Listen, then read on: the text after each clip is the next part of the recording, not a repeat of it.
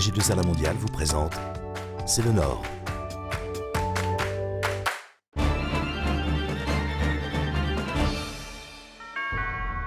Bonjour, C'est le Nord s'intéresse aujourd'hui au tourisme. Et pour en parler, l'homme du Nord que je reçois est David Petit, directeur de l'Office de tourisme du Sud-Avesnois. Bonjour David Petit. Bonjour Jean-Marie. Nous allons commencer par regarder le reportage que nous avons réalisé sur le Val-Joli et ses activités. Reportage. La particularité du Val-Joli, c'est que c'est le plus grand plan d'eau artificiel au nord de Paris. Donc, qui dit plan d'eau, dit toutes les activités effectivement qui sont développées autour, en particulier au niveau de la faune et de la flore, bien évidemment, ce qui est aussi le joyau du Val-Joli, d'avoir une partie qui est aménagée et une partie qui est restée tout à fait à l'état sauvage. Et ce qui fait qu'on peut s'y ressourcer, je dirais, toute l'année. Et aujourd'hui, par exemple, pendant les vacances d'automne, les locations de VTT sont possibles, de vélos électriques, la piscine, bien évidemment, avec son grand succès.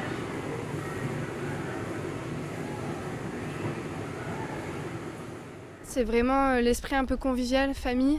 On est vraiment bien accueillis. Et en plus de ça, au niveau du centre aquatique, les enfants, tout de suite, ils sont plus euphoriques. Il y a aussi des activités artistiques qui sont développées sur le site aujourd'hui. Un atelier du bois, on a un atelier du verre où on peut fabriquer des choses, non seulement, je dirais, les regarder, etc., mais aussi participer sur la construction de nichoirs, sur des colliers, sur des plaques de verre.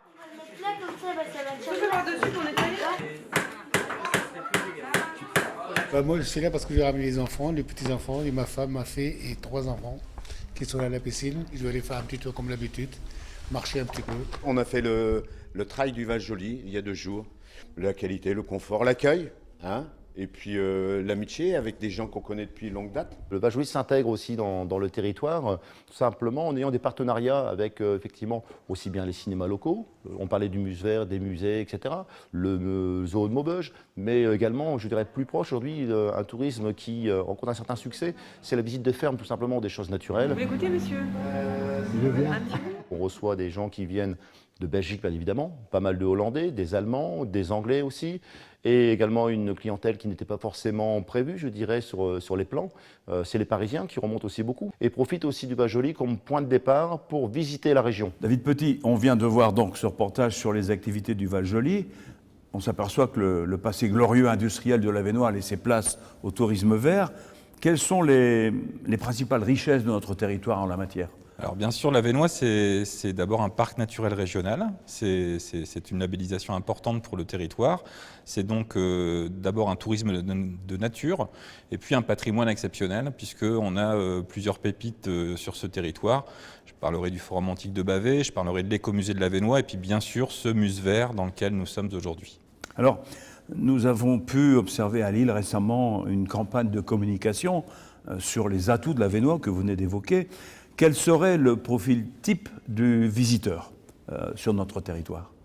Alors on constate, notamment grâce à la station touristique du Val-Joli et puis à sa force de vente en termes d'hébergement, qu'on a une évolution de cette clientèle. Alors qu'auparavant on avait essentiellement une clientèle, on va dire du Grand Nord, de la métropole lilloise, on voit de plus en plus une clientèle de la région parisienne, de la Moselle, de la Bretagne, de la Normandie qui vient visiter notre territoire et principalement c'est une clientèle familiale. Nous savons aussi que l'attractivité d'un territoire passe par la revalorisation de sa propre image auprès des habitants. Qu'avez-vous proposé ? Que proposons-nous à nos habitants ? Alors, moi, ce que j'ai constaté lors de, par exemple, l'inauguration du Musevert ici à Sarpoterie, c'était une véritable appropriation de ce musée par ses habitants.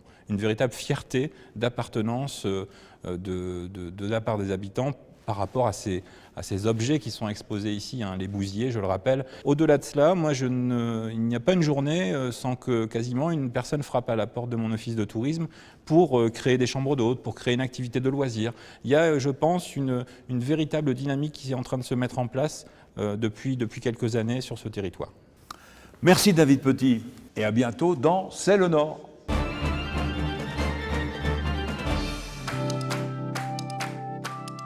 AG2R La Mondiale vous a présenté C'est le Nord.